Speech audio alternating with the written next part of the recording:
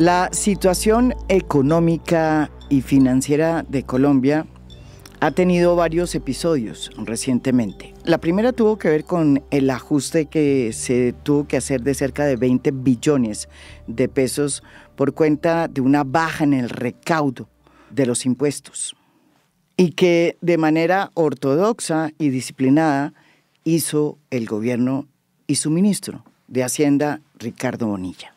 Y todo porque a mayo del 2024 el recaudo neto fue 12.3% por debajo de la meta de la DIAN. Y en particular, esa reducción se vio en el impuesto a la renta, con un 41.4% menos de lo esperado.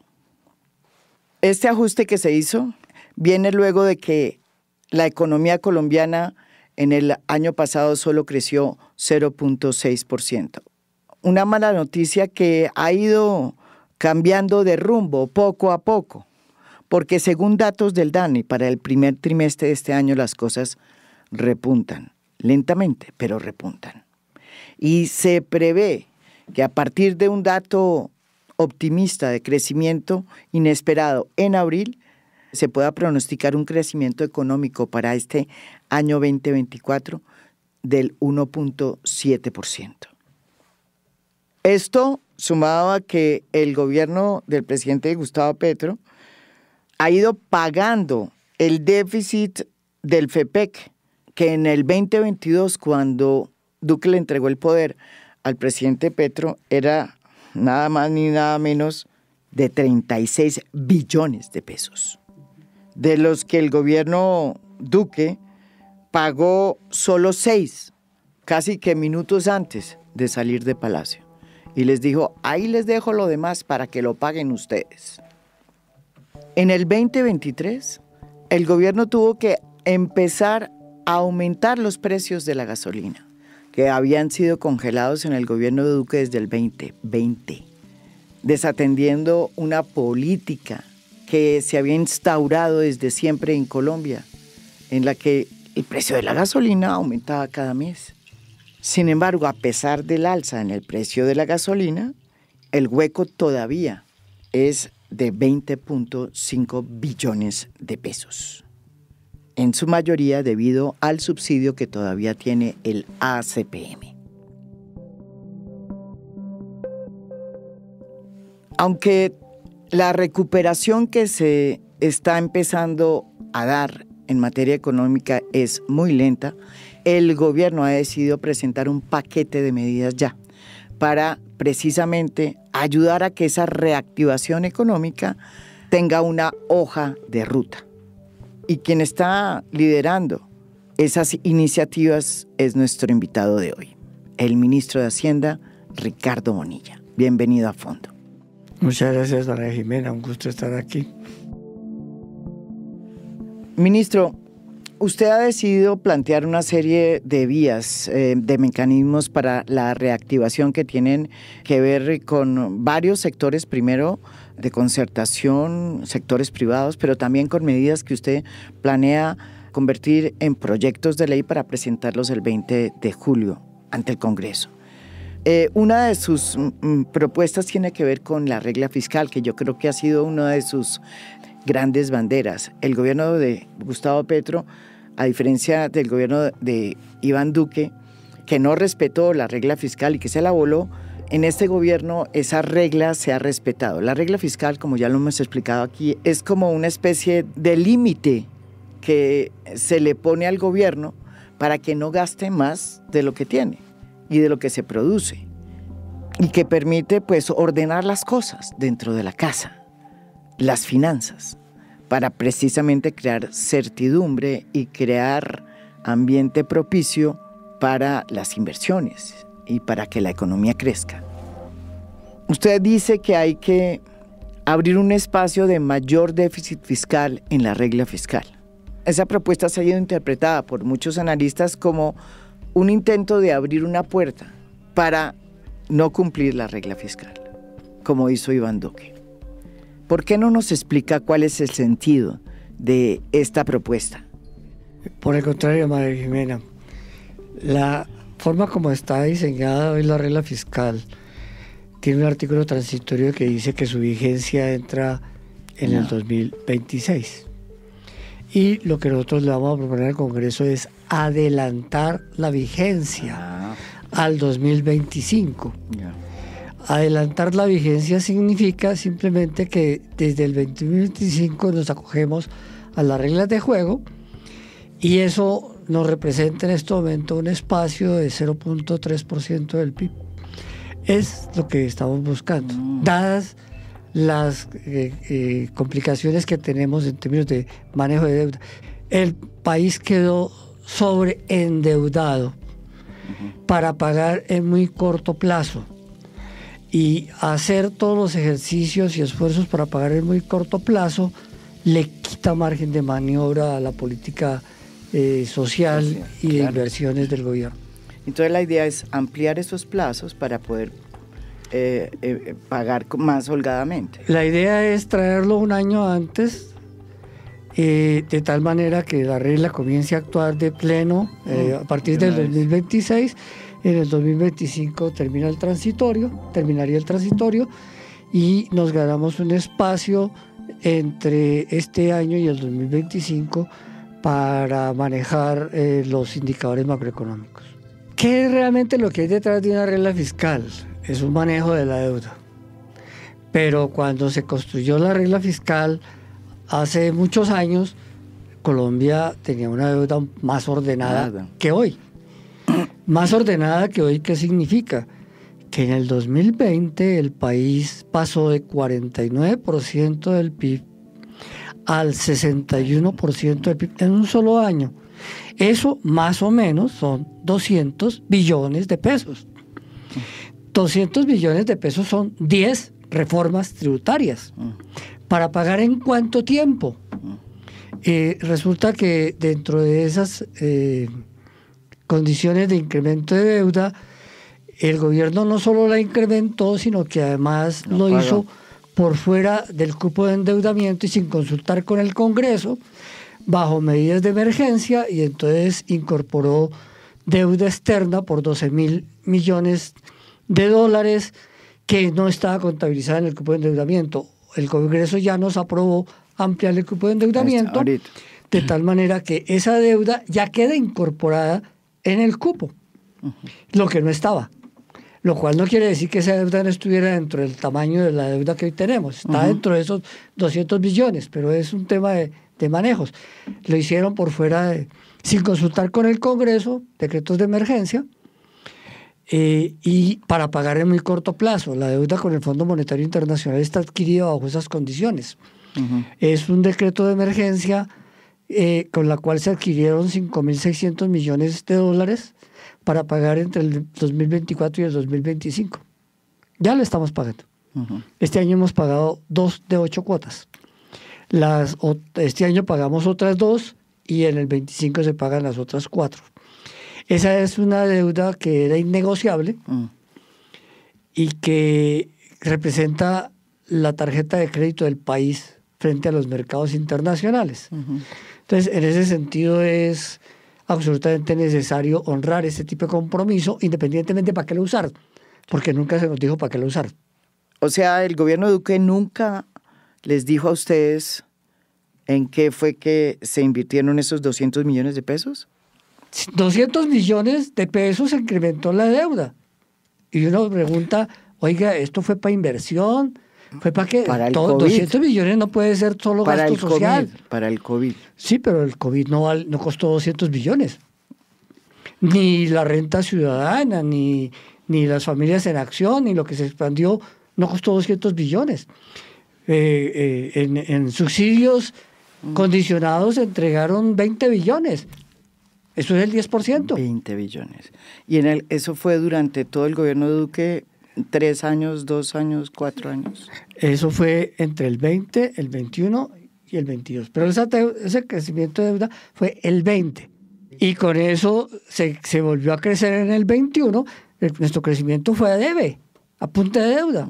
Entonces se echó la casa por la ventana, pero dejando el país totalmente hipotecado. Otra deuda que ustedes heredaron fue la deuda del FEPEC, del Fondo de Estabilización de los Precios de los Combustibles. Cuando Duque salió del Palacio, la deuda era de cerca de 36 billones de pesos. De esos pagaron 6, tengo entendido. Y les dijeron a ustedes, lo demás, qué carambas, páguenlo ustedes, ahí verán. Más o menos fue así. Y recuerdo muy bien que cuando se supo el hueco que heredaba este gobierno en el FEPEC, el anterior ministro de Hacienda salió a echar músculo diciendo que se habían pagado 6 billones, que cuál era el problema.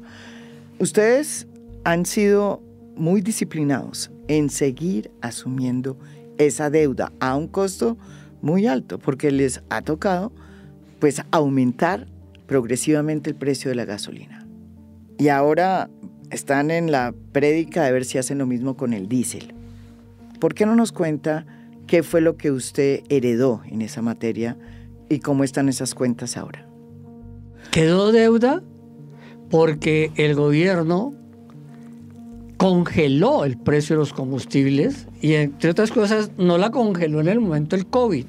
Sí, la congeló desde enero del 2020, antes de que el país pensara en que íbamos a tener una epidemia.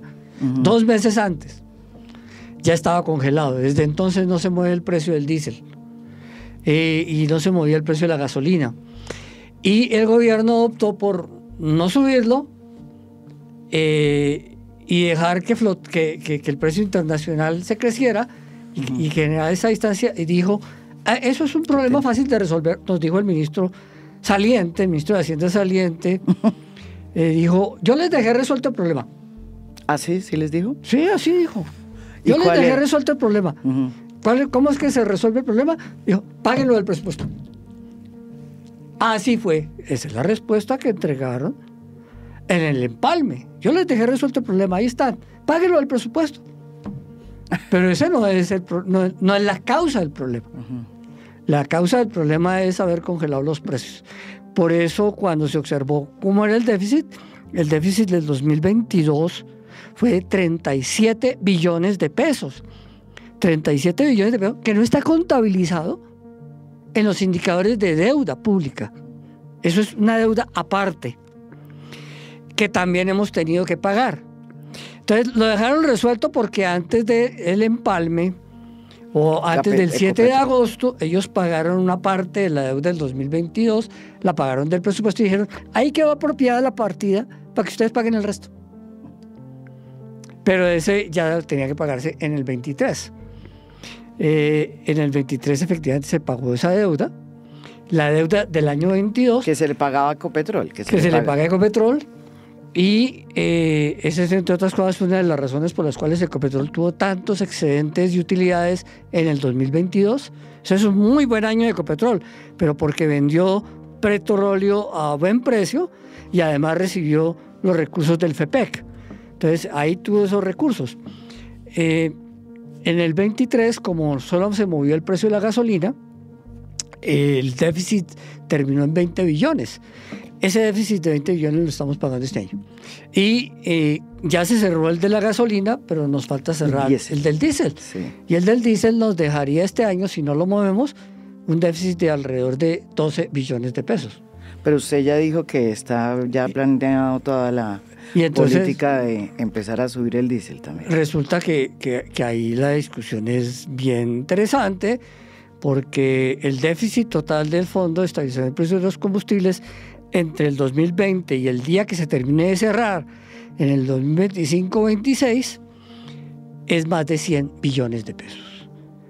¿Y sabe usted cuánto cuesta el parque automotor de carga de Colombia? ¿Cuánto? 85 billones.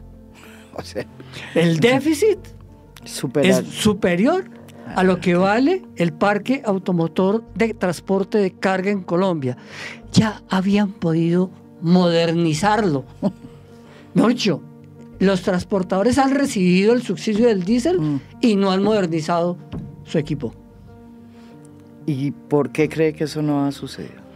Porque ellos viven con el día a día y peleando porque tienen sobrecostos y que no tienen carga. Y lo que finalmente terminamos de entender es que en Colombia hay un parque automotor de carga sobredimensionado. Quiere decir que compraron muchos en algunos momentos, y eso particularmente es cierto en los últimos 8 años, compraron muchos vehículos, en los últimos 3 años no han incorporado casi nada, no han hecho renovación de parque, pero lo que incorporaron entre el 2015 y el 2020 sobredimensionó totalmente el parque. Entonces ellos lo que se encuentran es que no hay carga suficiente en todo el país, y uno se hace otras preguntas también sobre, y entonces ¿para qué? ¿Y con qué plata compraron esos carros? Todo ese tipo de cosas. En todo caso, ese es el último desafío que tienen ustedes para el FEPE, que es el tema de si se suben o no los precios del diésel, ¿no es verdad? Sí, lo malo de los transportadores o de los gremios es que ellos dicen que todos transportan alimentos, y ya se demostró que no, que el transporte de alimentos es solo el 13% de la carga que se transporta en el país, porque cuando uno habla de que esto va a impactar la inflación, sí, dicen ellos, resulta que el transporte de alimentos, que son frutas, verduras, tubérculos, hortalizas, que es lo que entra por las centrales de abastos, no es sino el 13% de la carga del país. Y son viajes más cortos que los demás, porque esos alimentos no vienen de los puertos. Ustedes heredaron las consecuencias del populismo económico de Iván Duque, esa es la verdad. Ahora, la pregunta es si ustedes van a poder resolver de raíz los estragos que dejó ese populismo económico de Iván Duque. Lo que es correcto es resolver de raíz el problema. Y el problema no es pague lo del presupuesto. El problema es hay que estabilizar el precio de los combustibles con el precio internacional, tener un precio flexible y que no se nos convierta en un dolor de cabeza permanente como lo tenemos, porque el país, con esa medida de congelar que hicieron en enero del 2020, perdió una tradición de 30 años en la cual en Colombia se ajustaba el precio de los combustibles todos los meses. Y todos los meses el país y no había ningún impacto en la inflación. O el impacto en la inflación era claramente medible, y se acababan los temas de que yo estimo que sube tanto. Antes de que eso sucediera, por allá en los años 90, cuando el precio de la gasolina se ajustaba una vez al año, automáticamente la inflación se disparaba, pero por un efecto absolutamente subliminal, y es como subió la gasolina, ahora sube todo. Pasemos a otros mecanismos que este gobierno ha planteado para la reactivación de la economía.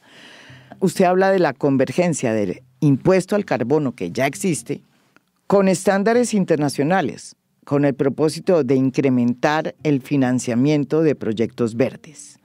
En Colombia, pues no solamente existen los impuestos verdes, también existe el mercado de bonos de carbono, que es un mercado no regulado por el Estado y que también pues ha suscitado, sobre todo en territorios donde hay comunidades indígenas y resguardos, toda suerte de reacciones, porque hay muchas comunidades que se han visto defraudadas por esos Carbon Cowboys que hemos descrito aquí en varios episodios de A Fondo. Ministro, ¿usted qué plantea en este campo y por qué lo metió como un mecanismo de reactivación en la economía? Significa que Colombia tiene un impuesto al carbono sobre el cual hay distintos problemas de gobernabilidad. Este impuesto perdió la gobernabilidad por parte del Estado colombiano. Se hace de distintas maneras, los actores internacionales llegan ante las comunidades, se comprometen con un poco de cosas, les ofrecen el cielo y la tierra, y a nombre del carbono de que se está mejorando, y cuando no va a ver, resulta que las comunidades nunca recibieron las bondades. Ellas sí se comprometieron con algunas cosas, nunca recibieron los recursos, después empezaron a pedir que dónde estaban. E internacionalmente hay la idea de que ahí se desarrollaron varios procesos un poco fuera de lo normal. Lo que son los bonos tiene un problema de gobernabilidad grande y estamos con el Ministerio de Ambiente mirando cómo se recupera la gobernabilidad de eso. Porque afuera, cuando uno va a varios escenarios internacionales, le dicen, oiga, pero ¿eso qué es lo que hay? ¿Cómo funciona? Porque parece que fueran negocios individuales y privados y que no hay realmente resultados. Y en el propio impuesto tampoco se manejan mejor las tarifas. Entonces, estamos mirando cómo recuperamos la gobernabilidad. Tanto en los impuestos como en los mercados bonos de carbón. Correcto. Y eso va a ser una nueva ley, un proyecto que están haciendo. Eso entraría dentro de este proyecto que queremos radicar el 20 de julio, en términos de cómo generamos una serie de estímulos tributarios que contribuyan a la reactivación económica, generar reglas de juego nuevas. Aquí sí me separo del exministro Campo, y es que es un error haber dejado fija la tasa nominal del impuesto de renta corporativo, que no fue él el que la dejó fija fue la reforma del 21, pero él no la desmontó. Y en la propuesta de campaña estaba generar un proceso de desmonte paulatino para que el sector empresarial tuviera reglas de juego más claras y no que siempre siguiera existiendo el 35. La excusa de que es que pagamos muchos impuestos en Colombia y que tenemos las tasas más altas. Entonces, un poco es la idea de ir graduando esto y llevándolo a una senda de reducción paulatina. En ese nuevo paquete de beneficios tributarios se incluyen sectores que generan energía a través de fuentes renovables. Y se propone también cambiar la exclusión del IVA por la exención para bienes y servicios de producción local. Pero sobre todo se plantea, como usted bien dijo, bajar el impuesto de renta corporativa, que es del 35% al 30%. Es bajarlo progresivamente, no de golpe. Eso tiene impactos de todas maneras en el recaudo. Es bajarlo progresivamente, pero generar una regla de juego clara con el mundo empresarial, porque Colombia sigue teniendo un problema que no ha sido resuelto y que nosotros queremos saber finalmente ahora que se puede evaluar el estado de impuesto de renta de las personas naturales, una vez declaremos y paguemos este año, que pagamos la declaración del 23 y eso se acaba en octubre.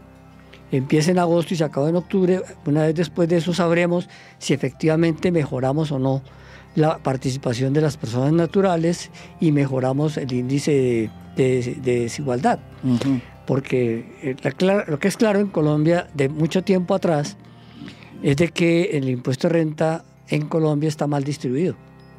Mal distribuido quiere decir que las personas jurídicas son las que están aportando más del 80%, las personas naturales menos del 20%, y lo normal en un país OCDE es que las personas naturales aportan alrededor del 75% y las jurídicas el 25%. Pero para que eso sea cierto es porque están perfectamente separadas las condiciones de ingreso, de costos, etcétera, de qué es lo que es de uno y qué es lo que es del otro. Lo que usted está diciendo es que muchas empresas o personerías jurídicas, en fin, son usufructuadas por los dueños para meter ahí las propiedades, los gastos que son de ellos, para que no paguen impuestos como personas individuales. Esa práctica que sirve para que personas naturales paguen menos impuestos y que se le cargue todo a las empresas, pues es una costumbre de vieja data aquí en Colombia. Aquí lo que aparece es que las empresas o las personas jurídicas o los negocios tienen muchos activos improductivos. Esos activos improductivos realmente son del usufructo de las personas naturales propietarias de la empresa. Y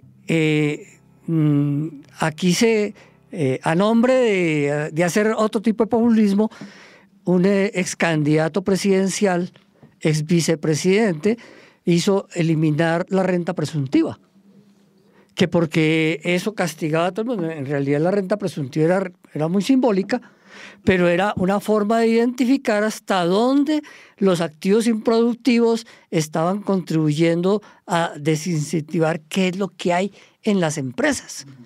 Y entonces, si las empresas están llenas de activos improductivos, la pregunta es ¿por qué son tan improductivas? Pues obviamente son tan improductivas es porque el pedazo productivo es muy pequeño. Y el improductivo es muy grande.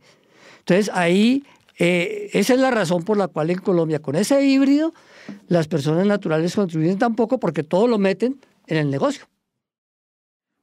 Otro de los mecanismos que usted ha planteado para la reactivación de la economía son los beneficios tributarios para el sector turismo, con énfasis no solo en San Andrés, que es la ruta por la que se había venido dando las exenciones anteriormente, antes de que entrara en vigencia la reforma tributaria pasada, que las quita.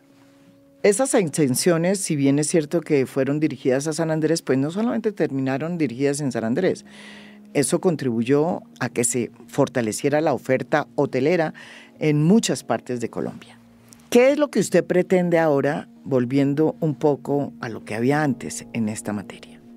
Sí, es un poco retornar a unas condiciones particulares. Estaba diseñado particularmente para favorecer el turismo hacia San Andrés, pero hoy está planteado en que lo que hay que estimular no es solamente el turismo hacia San Andrés, sino el turismo hacia algunas áreas del país que son potencialmente polos de desarrollo, pero que hoy no tienen atractivos de ninguna clase, como por ejemplo ir al Guaviare, ir al Guainía, ir incluso al mismo eje cafetero, a ciertas áreas en pequeños municipios que no tienen cómo llamar y crear estímulos. Sí. Entonces, cómo crear algunas condiciones para esto. Entonces, está planteado en términos de el mundo del transporte y las condiciones en que está el sector. Pero sí es distinto al otro, entonces, al que había antes. Es un poco lo que había antes, pero mirándolo hacia ciertas áreas del país y no solo hacia San Andrés. Bueno, hay una propuesta que me pareció interesante porque habla de que se va a realmente a fortalecer el grupo bicentenario, que era una propuesta, creo que liderada por el gobierno de Duque, que buscaba unir todas las entidades crediticias y bancos del Estado en un holding que se iba a presentar incluso para que en el futuro pudiera ser vendido. Usted aquí en su propuesta lo que dice es que hay que fortalecer ese holding, que es una buena idea.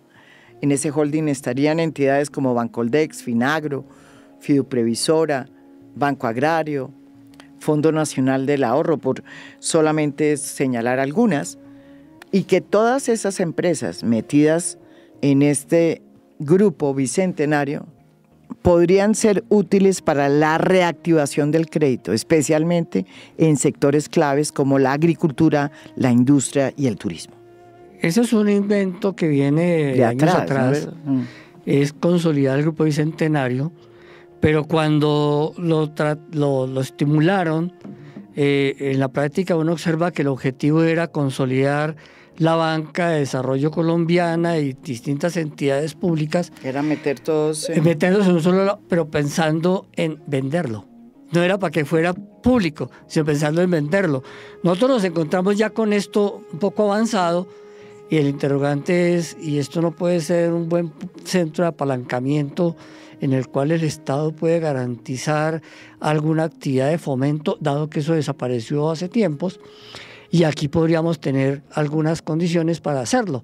En la práctica, el Bicentenario agrupa 5 bancas de desarrollo, una de primer piso, que es el Banco Agrario, que es la única que tiene recursos del público, 4 bancas de desarrollo de segundo piso con algunas actividades de primer piso, pero no capta recursos del público. Esos son Finagro, Findeter, la Financiera de Desarrollo Nacional y Bancoldex. Y tenemos allí las 2 aseguradoras, 3 entidades fiduciarias y unas pequeñas entidades que hacen gestión de proyectos, y en este proceso de reformular cómo sería el Grupo Bicentenario, incorporamos al Fondo Nacional del Ahorro, que sí capta recursos del público, pero lo hace bajo la modalidad de recaudar cesantías y hacer programas de vivienda. Entonces, bajo esas condiciones, nosotros queremos consolidar qué es lo que hay aquí. El Grupo Bicentenario tiene activos por 122 billones de pesos, de los cuales, si le quito los pedacitos que no son propiamente públicos, quedan 116 billones de pesos, y eso permite apalancar, y hoy sabemos que podemos desarrollar actividades de fomento en términos de que en el Banco Agrario hay una cifra interesante en títulos de deuda pública que en la medida que se van vendiendo, se van causando, pueden ubicar como recursos para prestar. Entonces sabemos que en este año, entre el 24 y el 25, podrían quedar cerca de 2 billones de pesos libres para apalancar recursos hacia mayor crédito. Ese crédito se hace de la mano de tasas compensadas o de la mano de la inversión forzosa del sector agropecuario, que son los títulos de desarrollo agropecuario que administra Finagro. Entre Finagro y el Banco Agrario alcanzan a desarrollar créditos por 17 billones de pesos.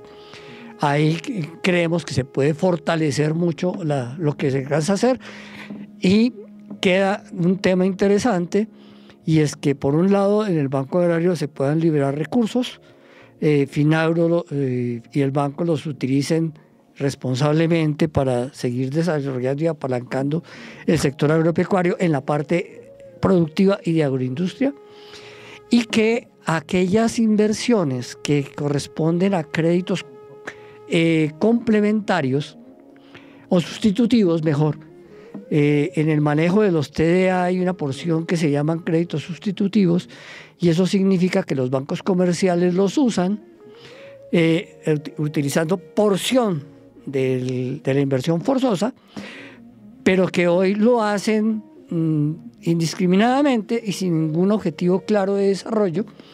Y lo que tenemos planteado en este momento con los bancos, se ha venido conversando, es hagámoslo ordenadamente y dijámoslo hacia la agroindustria, a la agroindustria de pequeña y mediana, no como hoy que está muy concentrado en la gran industria.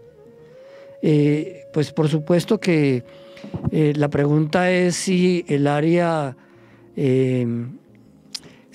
cañera o las mismas inversiones que tiene el grupo Gilinski hoy en Nutresa, si requieren realmente utilizar este tipo de recursos cuando ellos se pueden apalancar por otro lado. Entonces, ese no sería el objetivo sería pequeña y mediana empresa que haga transformación agropecuaria industrial, y podamos fortalecer este tipo de actividad. En el crecimiento económico que se ha tenido en el último año, a pesar de que en el global es débil, el sector agropecuario ha mostrado bondades. Tenemos las tasas de crecimiento más altas en muchos años, así como el desarrollo del turismo. Entonces uno puede decir, mire, que aquí se puede desarrollar la agroindustria apropiándose de este proceso de buen desarrollo agropecuario, y se puede desarrollar el turismo rural, que forma parte de esas condiciones de valor agregado que hay detrás de la actividad agropecuaria.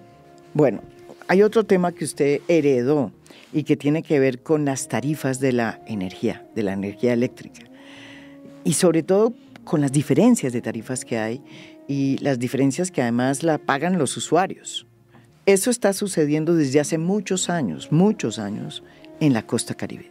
Desde que la empresa que existía allá, que era del Estado, que se llamaba Electricaribe, terminó totalmente desvalijada por la clase política de esa región y murió por inanición, motivo por el cual terminó privatizándose el servicio de la energía eléctrica en la costa. Y desde entonces los remedios han sido cada vez peores.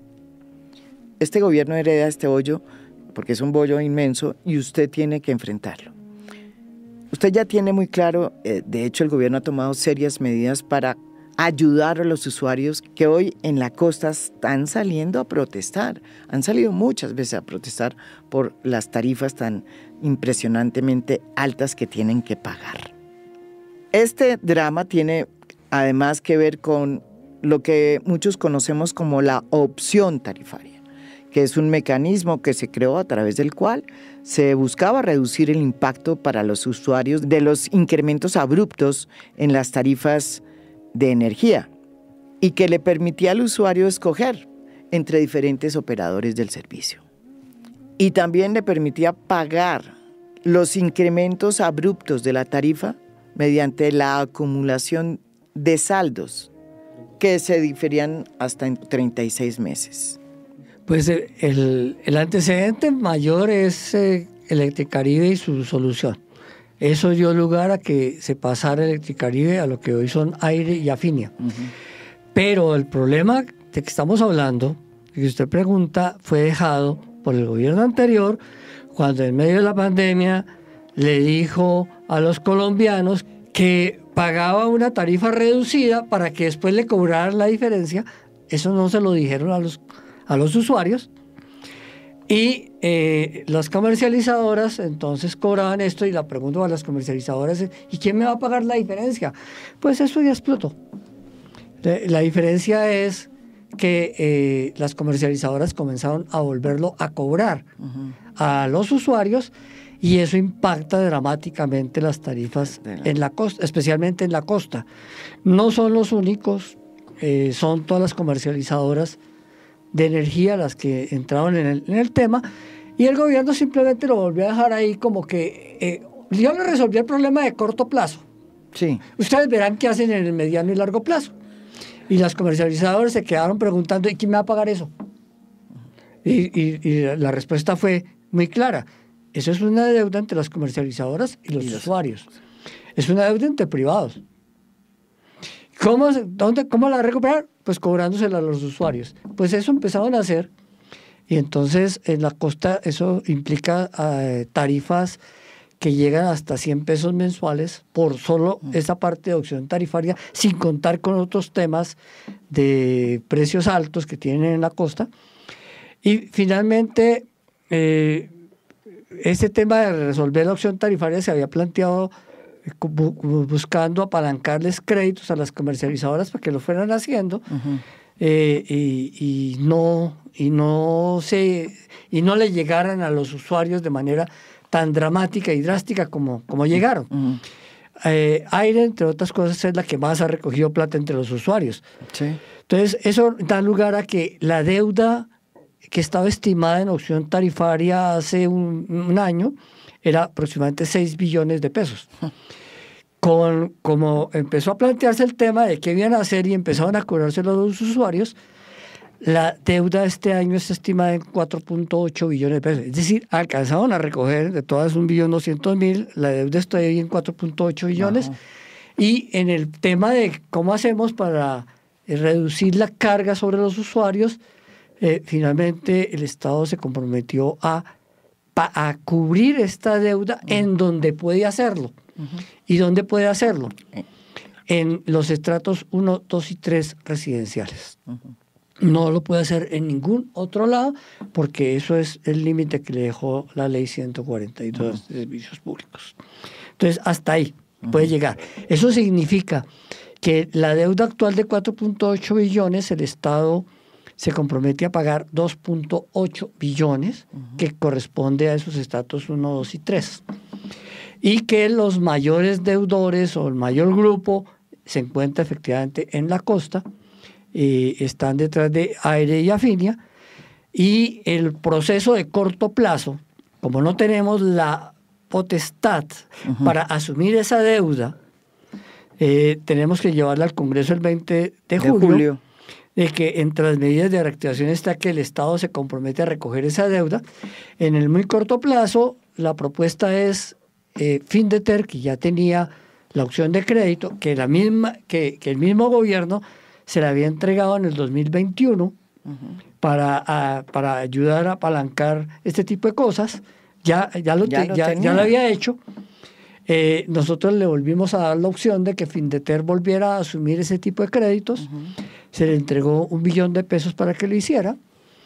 Se le está entregando hoy en estos días un segundo $1 billón, de tal manera que ahí está buena parte de los recursos, y el compromiso con Findeter es: Findeter entrégueselo a todas las comercializadoras de acuerdo a su disponibilidad de recursos técnicos, y cuando en algún caso que no se alcance, hemos hablado con la Financiera de Desarrollo Nacional para que complemente y con recursos de crédito con plazo muerto de 1 año, para permitir que efectivamente las empresas obtengan recursos, pero no se lo trasladen a los usuarios y puedan desmontarlo de la tarifa, que ese es el objetivo, que lo desmonten de la tarifa. Entre tanto, nosotros tramitamos en el Congreso para que el gobierno asuma la deuda con Findeter y con la Financiera de Desarrollo Nacional. Ministro, vámonos para la política macroeconómica. Hay indicios de que finalmente estamos saliendo de un periodo complicado y difícil que casi nos lleva a la recesión. El año pasado solo crecimos el 0.6%, un crecimiento que no había visto Colombia en muchos años. Sin embargo, todo parece indicar que lo peor ya pasó y que, de acuerdo con lo que ya se ve en el primer trimestre de este año, las cosas parecen repuntar, pero muy lentamente. La inflación, por ejemplo, que bajó del 11 punto y algo en que estaba el año pasado, ha llegado a sus 7, pero todavía las tasas de interés están por encima de la inflación. Pero también sucede lo mismo con las tasas del sistema financiero. También se sabe, según el DANE, que la inflación de los principales servicios públicos ha mostrado una reducción durante lo corrido de este año. ¿Cuáles son sus proyecciones en materia de crecimiento económico para este año, teniendo en cuenta las buenas noticias del primer trimestre de este año y del último dato de abril? Bueno, nosotros tenemos que el país había controlado la inflación en lo corrido de este siglo, entre comienzos de siglo y el 2020. Después de pandemia, y con ese alto crecimiento de la deuda y la inyección de recursos a toda la economía, los precios se dispararon porque efectivamente había hubo una expansión de demanda ADB. Esa expansión de demanda no se correspondió con la producción, entonces los precios subieron, pero subieron en alimentos, subieron en precios regulados, servicios públicos y otras cosas, pero quedó congelado combustibles. Alcanzamos a llegar a una inflación de 13.34, la más alta en esta coyuntura, en marzo del 2023. Simultáneamente, la respuesta del Banco de la República fue que, viendo subir la inflación, dijo la economía hay que enfriarla. Está demasiado recalentada. Y entre el 21 y 22, con esta expansión de recursos de demanda, y el Banco de la República comenzó a subir las tasas de intervención. Esa tasa llegó a su máximo también en marzo del 2023 en 13.25. Entonces, mire, más o menos convergieron. 13.25 tasa de intervención, 13.34 inflación. A partir de marzo, la inflación empezó a bajar. Y llegamos al mes de abril y mayo del 2024 con 7.16. Es decir, ha bajado más de 600 puntos. La expectativa es que al final de este año quede alrededor del 5%. Es decir, que siga bajando, pero va a seguir bajando a menores ritmos que lo que bajó en el año 2023 y los 3 primeros meses de este año. Eso significa que hoy, con el dato de hoy, tenemos la expectativa de que logre quedar algo por debajo de 7.16, porque el año pasado la inflación del mes de junio fue 0.30. se estima que hoy puede quedar en 0,24 y entonces nos dejaría en 7,10. Vamos a ver el dato final, a ver qué resulta. Y ya después, en el segundo semestre, se espera que la inflación baje un poco más hasta llegar a 5, alrededor de 5, es decir, hay 200 puntos más por bajar, quedan 6 meses hacia adelante, o 7 meses hacia adelante, porque esta inflación que vamos a ver es la del mes de junio. Sí. Entonces quedan 7 meses todavía más adelante, contando junio, para ver cómo se llega. El punto es que la inflación ha bajado a un ritmo más rápido que lo que han bajado las tasas de intervención del Banco de la República, que a este momento solo han bajado 200 puntos, mientras la inflación ha bajado 600, más de 600, la tasa de intervención solo ha bajado 200 puntos. Y se espera que al final del año quede en alrededor de 8,5. Entonces tendríamos una inflación de alrededor de 5 y la tasa de intervención de 8,5. Eso es importante porque en el proceso de reactivación de la economía se enfrió totalmente. Corrimos el riesgo de haber caído en recesión en el 2023. Afortunadamente no se dio y estamos en la recuperación. Vamos hacia un 1,7 este año. No es que sea un crecimiento extraordinario, pero es recuperar la senda. Y en ese proceso de recuperar la senda, el papel de las tasas de interés es importante.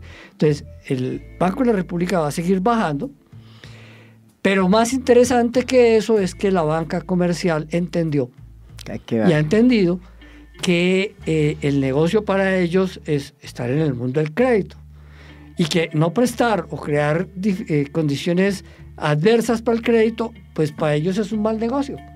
Entonces, un poco los bancos comerciales han venido bajando más rápidamente las tasas que el Banco Central, pero bajo la directriz de que efectivamente el banco va a seguir bajando. No, ningún banco comercial está esperando que el Banco de la República eche para atrás o que la inflación se devuelva. En realidad hay mucha expectativa de que la inflación este año siga bajando hacia el 5, la tasa de intervención siga bajando hacia el 8,5 y los bancos comerciales comenzaron a bajar y hoy existen casi 10 puntos menos en la tasa hipotecaria, en la tasa de créditos de vivienda, lo cual significa que se están comprometiendo con un paquete de reactivación. Esto en el fondo es una discusión acerca de si tiene sentido o no tiene sentido hablar con ellos de una inversión forzosa fuera de la agrícola. Y un poco la propuesta de los bancos es, ustedes van a llevar una ampliación de la inversión forzosa que tiene que ser aprobada por el Congreso y se va a demorar 6 meses. Y no se sabe con certeza qué va a salir. Nosotros lo que proponemos es, venga, nos comprometemos desde ahora con un paquete de créditos que permitan apalancar un desarrollo de la activación. Nosotros estamos examinando con ellos el tema y creemos que esta es una buena salida de corto plazo y ya los bancos están dando las señales de si bajamos tasas.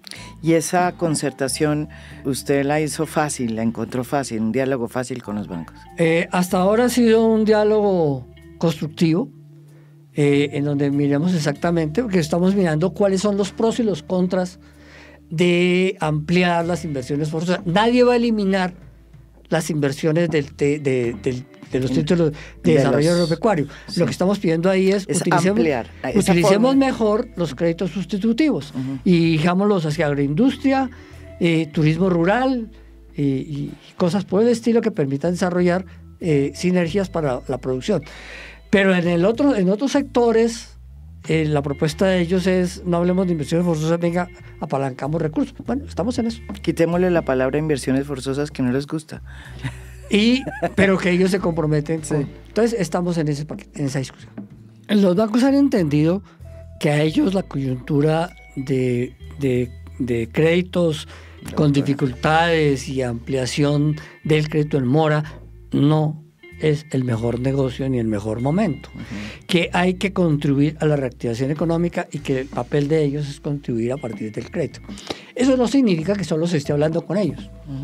Se está hablando con sectores productivos y en esa propuesta con sectores productivos pues hay distintos paquetes porque queremos reactivar el sector de textiles y confecciones, a partir de que la DIAN combata eficazmente el contrabando y que entonces podamos identificar dónde están los problemas de la cadena, y en los problemas de la cadena cómo fortalecemos la actividad de la confección, que es la que genera el mayor valor agregado. Hay otros sectores por desarrollar y consolidar. Está el tema de cómo recuperar la construcción. Ya hay avances en obras civiles, que aquí la discusión con las obras civiles es: el Estado pone los recursos, el Estado no los construye. El Estado pone los recursos. La propuesta es: plata que esté en las fiducias no tiene ningún sentido, y no tiene sentido que nosotros le pongamos más plata a las fiducias y se quede guardada cuando lo que necesitamos es que haya obras avanzadas en metros cuadrados de construcción efectiva. Y entonces, ¿cómo actuamos para que para que la caja existente contribuya a la reactivación? Ya los indicadores del primer trimestre en construcción mostraron que en obras civiles ya había un espacio avanzado y que efectivamente el llamado de atención sirvió para que las obras avanzaran más rápidamente. Entonces hay varias obras que ya están a punto de terminarse. En las obras de 4G hay muchas que ya terminaron, otras que están entre el 95 y el 100%, y las que están muy atrasadas son las que están en objeto de negociación. Ministro, y en cuanto a la promesa de que se había decidido aumentar el precio de los peajes, el cual había sido congelado por cuenta de una decisión del ministro Guillermo Reyes de Transporte del gobierno de Gustavo Petro. Usted decidió cambiar también esa política. ¿En qué va y cómo la está implementando? Pues esa fue una mala práctica que fue implementada por el ministro Reyes, de congelar los peajes en el 2023 y resultó negativa. Entonces logramos incrementar, comenzar a recuperar el tema de los peajes en enero del 2024, que se incrementó al índice de precios del 23, pero queda pendiente la del 22. Esa que está pendiente, el ministro Camargo lo estaba gestionando con el presidente. Ahora que hay cambio de ministros, tenemos que mirar en qué va el tema.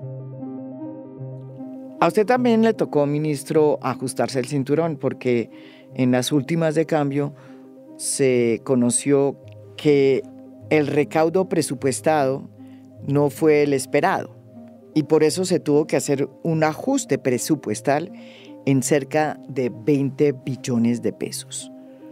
Muchos analistas consideran que esta baja en el recaudo tiene que ver precisamente con el estancamiento de la economía de los últimos meses, y también con una baja en la inversión directa en Colombia. Y también con el hecho de que aparentemente toda la parafernalia que tenía la DIAN para recaudar impuestos, pues no resultó ser tan eficaz. Su reflexión, ministro, sobre ese ajuste que usted tuvo que hacer, y si es suficiente los 20 billones, porque muchos hablan de 31 billones.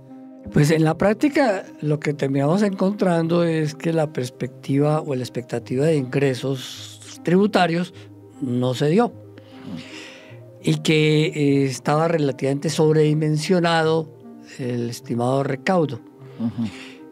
Por ahora lo que se encontró es que 20 billones era una cifra suficiente a corto plazo, y que seguimos monitoreando para mirar qué va pasando, porque se trata también de que el objetivo de los recursos de inversión que están en el sector público se ejecuten, y se ejecuten efectivamente y no se vayan para fiducias, que es lo que normalmente terminaba sucediendo, que las entidades decían: yo sí ya ejecuté, pero ¿dónde está la obra? No, la obra no está. Es que la plata está en fiducia. Bueno, se ejecutó presupuestalmente, pero el PIB lo que mide no es la plata en la fiducia. El PIB lo que mide son metros cuadrados efectivos de obra, independientemente si eso es vías, si eso es construcción de colegios, si eso es construcción de puestos de vivienda, lo que sea. Y el Estado no construye. Entonces, tengo que resaltar ese tema. Hace mucho tiempo el Estado perdió la capacidad de construir. Le quitaron eso, les estrenaron la posibilidad de construir a nombre de que era más caro y que todo lo hacía mejor el sector privado. Pero bueno, los recursos los pone el Estado y entonces la pregunta es, sector privado, ¿usted por qué no avanza en las obras? Y entonces el ajuste es de 20 billones y no de 31 billones, como... ¿Cuánto es? Pues hay distintas interpretaciones de cuál debe ser el ajuste. Por lo pronto, nosotros entendemos que 20 billones es una cifra suficiente y que vamos a seguir monitoreando. A la altura del mes de octubre tendremos que ver que si hay algún desfase, porque igualmente eso va a depender de la agilidad y certeza de la ejecución que tengan las entidades públicas. Por lo pronto nos estamos encontrando con un doble fenómeno. Se hizo el recorte y las entidades agilizaron la ejecución. ¿Pero en dónde se recortó, ministro? Hay unos puntos neurálgicos, puntos rojos. No se recortó nada de educación, de salud, ni de defensa. Así que cualquier interpretación que diga que estamos quitándole la gasolina a la Fuerza Aérea o a la policía es absolutamente mentirosa. Y tiene algún objetivo de fondo de alguien para generar desorden, pero no hay reducción en los costos de defensa, ni de educación, ni de salud. Los recortes se dieron por otros lados y particularmente lo que las áreas o los sectores que aportaron más fueron el mismo sector de Hacienda y el sector de trabajo. ¿Usted qué le dice a los críticos, ministro, como Mauricio Cárdenas, que dicen que en el fondo el bajo crecimiento también está ligado íntimamente con un factor que se llama la incertidumbre que sienten los inversionistas en Colombia por cuenta de los anuncios que hace por su Twitter Gustavo Petro, anuncios que hay veces son contradictorios? Lo que sostienen los críticos es que eso ha creado un clima de incertidumbre que no trae inversión y que por eso se registra una caída dramática en la inversión directa. Pues sería bueno preguntarle al ministro Cárdenas por qué cuando empezó a reducirse la inversión en Colombia él no puso el dedo en la herida. Porque la inversión viene reduciéndose hace varios años en Colombia. Colombia no ha sido un país que particularmente ha sido proclive a desarrollar mayor inversión. Y fuera de eso, él contribuyó a que los recursos de los fondos de pensiones se fueran para el exterior y no se quedan en Colombia. Él fue el que hizo que los fondos fueran a invertir en fondos de capital privado en el exterior. Y la pregunta es, ¿acaso los fondos de pensiones no estaban diseñados? Era para fortalecer el mercado de capitales colombiano. Entonces, ¿por qué estamos al borde de una situación de frontera? Esto no es de ahora. Esto viene de tiempo atrás y él dejó de ser ministro hace 6 años. Pero los problemas vienen desde hace la falta de 12, inversión. 15 años, viene la falta de inversión y él, para contribuir a fortalecer la desinversión, le permitió a los fondos que fueran a invertir afuera. Pero, ministro, la verdad es que sí hay como datos contradictorios, porque por un lado hay unos datos según FEDesarrollo que dicen que la inversión directa sí cayó, pero por el otro hay otro dato que lo sacó recientemente Primera Página, en el que se dice que la inversión que no tiene que ver con hidrocarburos y que toca a otros sectores, sí ha crecido en Colombia, la inversión extranjera. ¿Cómo nos explica esto? Pues los indicadores de inversión extranjera dicen curiosamente que aquí ha habido un proceso de recomposición de la misma. El gobierno lo que ha estado señalando es el sector hidrocarburos ya ha estado suficientemente apalancado y sigue desarrollándose. Necesitamos inversión en otros sectores.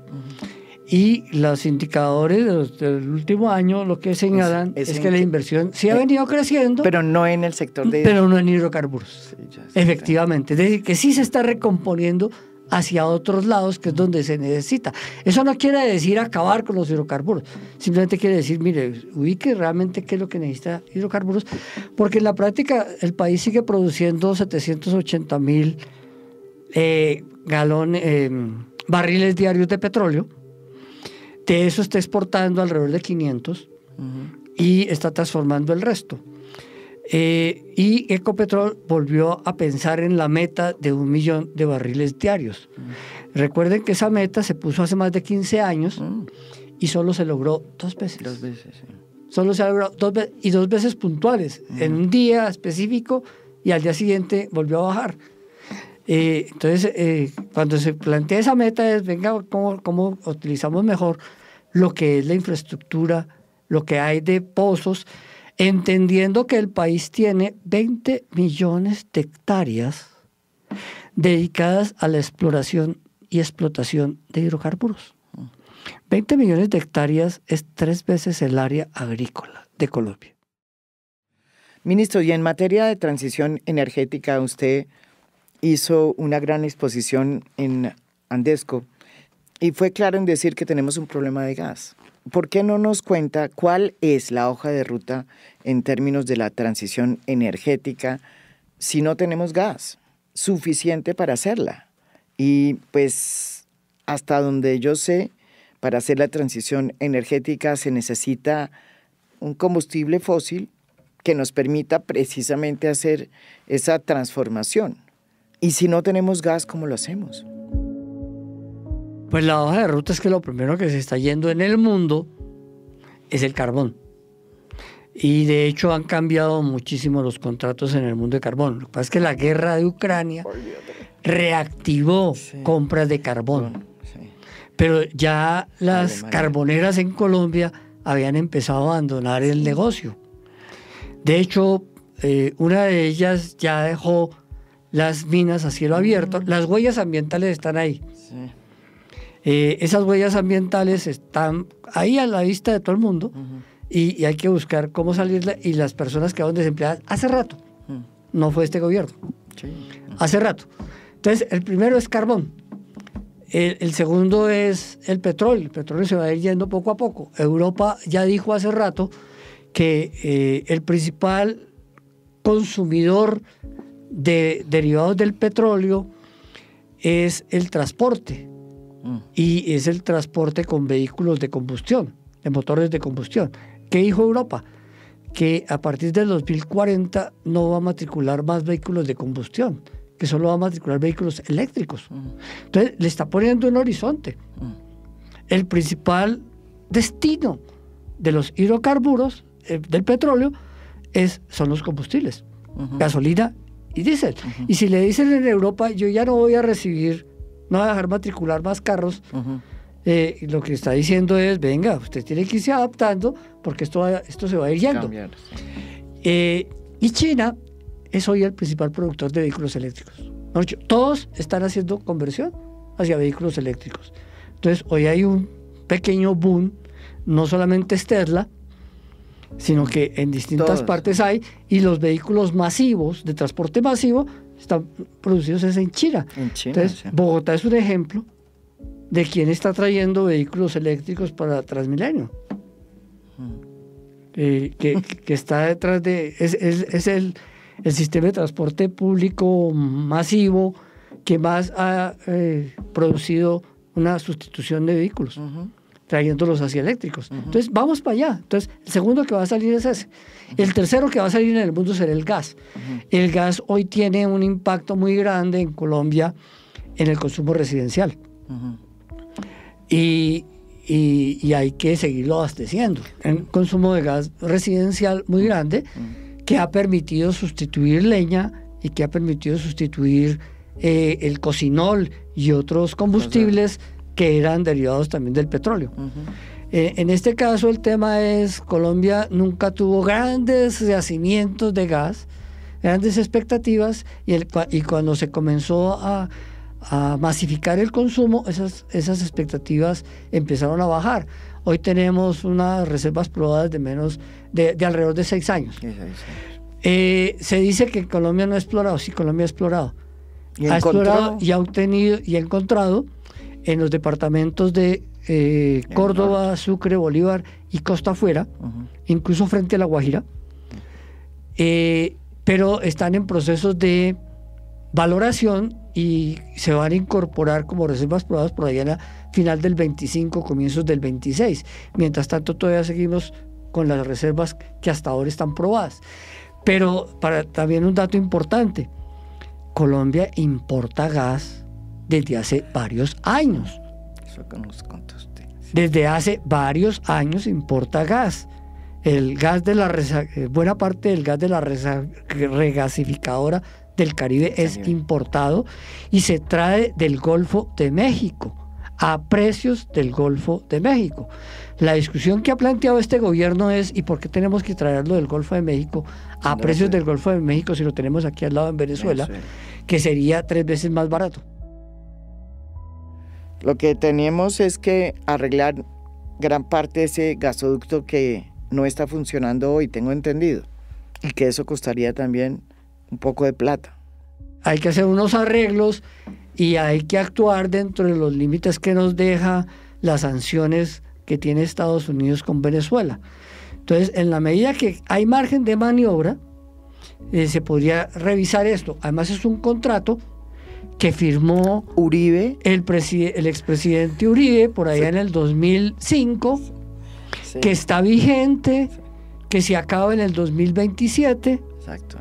Y que de lo que se trata simplemente es de actuar con ese contrato. Nadie está firmando un contrato nuevo. El objetivo era en ese momento que Colombia le iba a vender gas a Venezuela, mientras Venezuela resolvía un tema de sus gasoductos, y resuelto ese tema, Venezuela nos devolvía el gas. Mejor dicho, ese contrato lo que dice es que nosotros íbamos a resolver el tema del consumo de gas en Colombia con gas de Venezuela. Durante muchos años. Que era primero nosotros y después ellos. Que era primero nosotros y después ellos. Efectivamente, Colombia le vendió el gas a Venezuela y Venezuela, cuando llegó la hora de la retroactividad, Venezuela empezó a tener problemas en sus redes y nunca no lo vendió, pero cuando se fueron a revisar las cifras que decían que Venezuela nos debía plata, Ecopetrol dice, no señor, Venezuela no nos debía plata, éramos nosotros los que le debíamos plata a Venezuela. Ecopetrol le pagó a Venezuela el año pasado. Y le debíamos por... Yo no sé exactamente de qué, pero no era deudas de Venezuela con... Siempre la discusión aquí es que Venezuela es muy mal pagador. Resulta que en el tema del gas, Ecopetrol finalmente aclaró las cuentas y dijo, no, Venezuela no nos debía, somos nosotros los que les debíamos. Ustedes presentaron otro proyecto de ley que está en este momento en consideración del Congreso y que me imagino que va a pasar para la próxima legislatura y que tiene que ver con los topes que se le deben poner para que de manera progresiva se aumente el precio del predial, que es la base del catastro multipropósito. Uno de los puntos más importantes que se acordó en el Acuerdo de La Habana y que tiene que ver precisamente con la actualización de ese catastro para que los que más tierras tienen y más propiedades tienen, pues paguen lo que tienen que pagar, porque durante 80 años no se actualizó el catastro. ¿Cómo va esa otra hoja de ruta, que es muy importante? Pues en Colombia creo que tenemos una práctica que viene de virreinato y es la de que las leyes se expiden, pero no se cumplen. Sí. Y entonces está expedida normativa para hacer el catastro multipropósito, sí, y ha habido todo tipo de obstáculos. Mejor dicho, hacer que se cumpla es romper todas las barreras. Entonces el gran interrogante es, ¿de verdad podemos actualizar o no actualizar el catastro? La respuesta es sí podemos actualizar el catastro, pero el catastro actualizarlo significa una acción conjunta entre el Agustín Codazzi y la Superintendencia de Notariado y Registro. Eso es el llamado catastro multipropósito. Pero viene el pero. Y cuando se actualiza el catastro, como esa es la base gravable del impuesto predial, ¿qué va a pasar con el impuesto predial? El objetivo es que efectivamente eso mejore las finanzas de los territorios, de los municipios. Claro. Pero viene otra vez el palo en la rueda. Entonces no creamos condiciones para mirar cómo se hace y nos empezamos a enfrentar con problemas como los de Soacha o los de algunos municipios de Boyacá y otras regiones del país en las cuales se actualizó el catastro, pero automáticamente le subieron al impuesto predial todo lo que estaba en el catastro porque no había normas que morigeraran. El objetivo real del catastro multipropósito es que que se pueda identificar efectivamente cuál es el valor catastral del país. Hoy el valor catastral del país es 2.000 billones de pesos. Wow. Eso es apenas 1.3% veces el PIB. Eso es muy bajito. Sí. Eso quiere decir que hay un problema gravísimo. Y de esos 2.000 billones, Bogotá es 700.000. O sea, la tercera parte es Bogotá. Quiere decir que en el resto del país hay dificultades, no se ha actualizado. Horrible, la pregunta es ¿cuánto realmente costará catastralmente el país? Porque comercialmente debe estar por el orden de los 5.000 o de los 6.000 billones, yo no sé cuánto.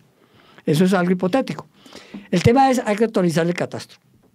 Y cuando se actualiza el catastro, ¿qué va a pasar con el predial? La propuesta que se radicó en el Congreso y que ya pasó por primer debate es generemos unas condiciones en las cuales a los predios de vivienda de interés social de menos de 135 salarios mínimos no los castiguemos tan rápido, tan fuertemente, porque todos van a sentir finalmente el impacto en el impuesto. Y que no tengamos esa presión sobre las clases populares. Pero que a aquellos predios que son más de 500 salarios mínimos, sí los hagamos actualizar más rápidamente en el impuesto predial. Entonces es como generar condiciones para que los predios de vivienda de interés social le reduzcamos el impacto. Y a los predios que no son de vivienda de interés social, que son más altos y que hoy están pagando simbólicamente el predial, empiecen a pagar el predial que les corresponde. Por fin, después de creo que 60, 70 años que no lo hicieron. Por fin, sí. Bueno, yo creo que... Entonces, usted lo veo optimista, digamos, el crecimiento es poco, 1.7 va a ser, pero sin duda es mejor que el 0.6 del año pasado. O sea, poco a poco nos vamos metiendo otra vez a calentar de nuevo, salir de este congelamiento, digámoslo. ¿Usted está optimista? Pues lo que es importante de esto es que el fantasma de la recesión no llegó. Tuvimos un trimestre negativo el 2023 después de las revisiones del DANE. El DANE revisa las cifras con posterioridad. Después de las revisiones del DANE, originalmente se pensaba que el trimestre negativo había sido el tercero del 23, realmente fue el segundo del 23, y ahí en adelante hemos tenido crecimientos positivos, bajos pero positivos, y poco a poco se va recuperando la senda del crecimiento. Este año ya mostró en el primer trimestre, tomando en cuenta solo el primer trimestre, un crecimiento de 1.1. Tomando en cuenta los 12 meses que terminan en marzo, fue 0.7. Pero 0.7 fue comparado contra el 0.6 total del 23, pero en donde el primer trimestre del 23 fue muy bueno. Entonces, en realidad fue coger los 4 trimestres bajitos. Ya en el primer trimestre de este año es 1.1 y los datos del seguimiento de la economía para el mes de abril muestra otras condiciones. Estamos hablando ya de crecer cerca del 3-4%, pues que va a consolidar a que si al final del año podamos hablar de 1.7 o que incluso pueda subir de 1.7 hasta 2. Y más importante aún, con todos los problemas de meta de recaudo de la DIAN, los problemas del recaudo están claramente concentrados en el impuesto de renta, porque en IVA el recaudo ha venido creciendo este año en términos nominales hacia el 11%, en términos reales hacia el 4%. Esto es A Fondo. Mi nombre es María Jimena Duzán.